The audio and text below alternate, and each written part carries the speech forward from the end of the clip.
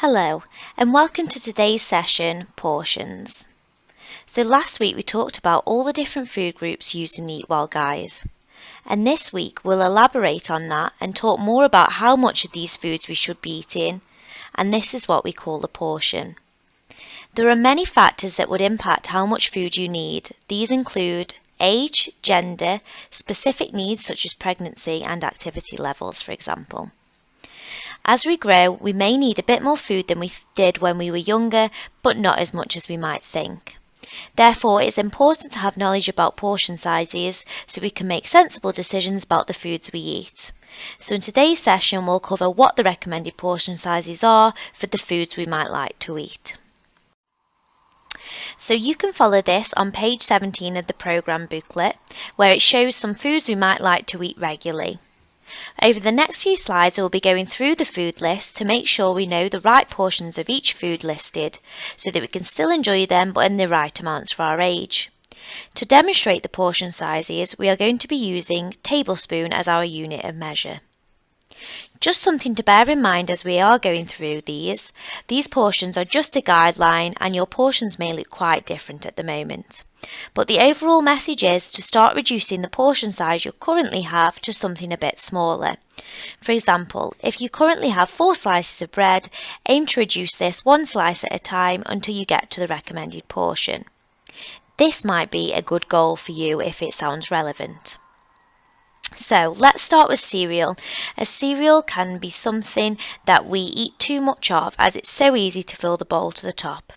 So for ages 11 to 18, 4 spoonfuls is the recommended amount. Has this surprised you? So if the amount is a lot different to what you have now, try reducing it a little bit each week until it's closer to the recommended portion. You shouldn't notice too much difference if you change it slowly and steadily. In addition to this, try putting a handful of chopped fruit on top of your cereal to bulk the meal out, as well as this counting towards 1 of your 5 a day. It can also add some nice flavours too. If you choose something like puff rice as your cereal, you get a lot more cereal than something like multigrain hoops, and this is purely because the hoops are bigger and heavier, but the puff rice is smaller and weighs less. So let's have a look at bread. So bread is an easy one to measure as it's already sliced out for us. But please remember to bear in mind that not all sliced bread is the same thickness, meaning some thicker slices have more energy, so try to go for the medium slice thickness if you can. So for ages 11 to 18, 2 slices is the recommended portion. Similarly to the cereal, with the fruit you could add healthier fillings or toppings to bulk the base out and add more nutrients. So for example, you could fill your bread with tuna sweet corn with light mayo, or chicken and salad, or even have it beans on toast. Chips. So chips can be a tricky one to measure as they all come in different types. There are fries, chunky chips, homemade chips, the list goes on. The book shows that we normally have half a plate of chips, when a better portion would be less than half a plate full and added some veggies in their place. Next up we have pasta. So pasta we can use our tablespoon to measure again. So 4 tablespoons is the recommended portion size for pasta. So this portion might look significantly smaller to what you have now, but it actually gives us just the right amount that you need.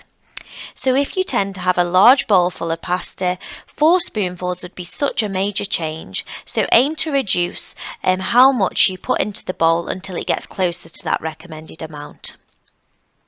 If we add some chicken, tuna or veggie alternatives like meat-free chicken pieces or beans and add some vegetables like sweet corn, it can also help us to fill up. If you like sauces, try having a small amount of tomato-based sauce instead of lots of creamy or cheesy sauces, as this would mean less suns. So let's look at fish fingers, sausages and chicken nuggets now. Because they are pre-portioned out, you can just count the pieces out, which makes it much easier. So for your age group, the portions are 4 fish fingers, 2 sausages and 5 chicken nuggets. If burgers are for tea, it's recommended to just have 1 standard size burger rather than having 2 or the huge burgers. Finally, pizza is a tempting one as it's so easy to eat lots of pizza, but it might surprise you to know a portion is just 1.5 slices of a standard dinner plate size pizza that is cut into 6 pieces. Now this wouldn't be a lot for a meal, so the key is to think about the Eat Well guide and the balance, and trying to eat a smaller amount of pizza but bulking up the meal by adding a portion of veg or salad, for instance, or adding a jacket potato. Sharing pizza or saving the other half is a good way to eat a smaller portion and to reduce our energy intake too. Now on to snacks and puddings. So ice cream is a good one to try changing as it's pretty easy to measure, so just 1 scoop less each time, gradually reducing to the recommended amount of 1.5 scoops. When we eat yogurts, the key is to choose low or 0% fat options of yogurt and adding your own toppings like berries rather than buying big dessert type yogurts with the sauce or added toppings. Choosing the large tubs of low-fat yogurt and portioning them out too is also a cost-effective way. Once again, please don't worry if your portions are bigger than the recommended amount. Try reducing your portions a little bit at each time, as just little changes can make a big difference. So, now let's have a look at what are fruit and veg portions. So fruit and vegetables are a nutritious and low energy way to bulk up meals, or to have as snacks or even as smoothies throughout the day. If you don't currently like fruit and veg, we encourage you to continue to try them every few months, as our taste buds can continuously change throughout our lifetime. If you don't really like the taste or texture, a good way to benefit from their nutrients too, still, is to disguise fruits and vegetables within your foods by blending them or shredding them up, or using small amounts of dips such as low-fat tzatziki or yogurt to complement the taste. Or you could even enjoy them as ice lollies, for example, a banana and yogurt ice lolly. But how do we actually portion out fruit and veg? Well, a good way to measure a portion is to place it in your hands, and this counts as 1 portion. So for example, a portion of grapes, tinned sweet corn, strawberries, cucumber, little satsumas, you could put in the portion in your hand to measure out 1 portion. But for bigger fruits and veggies like banana, apple or carrot, these can be eaten as one as they already come portioned out. Now most of your portions we aim to reduce, however we have an exception with vegetables. You can pretty much eat as many portions as you like. They are really filling, provide us with lots of nutrients and are low in sun/energy. So just remember though, potatoes don't actually count as vegetables. So now on to danger deals. So let's have a think about some portions that are already portioned out for us and how to avoid having bigger portions than what we actually need. So today we'll start with meal deals. Now these can be a great way to find a pre-portioned sandwich or salad, snack like bag of fruit or small bag of popcorn and a sugar-free pop. But amongst all the choice there can actually be some pretty big portions that are often way more energy than what we actually need. For example, a large triple sandwich with a big bag of crisps or large chocolate bar and a big sugary drink. It's really tempting to go for the biggest options available when choosing a meal deal, but we encourage you to try to stick to the regular or small sizes of the main snacks and drinks, as this is a great way to bring the energy intake down. The same applies for meal deals that state go large or go extra free, or buy one get one free. As once again, this can also make us eat more than we need.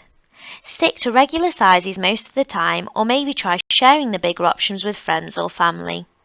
In another session, we'll be going through swaps to find better options for bigger size snacks, and this will really help with portion control.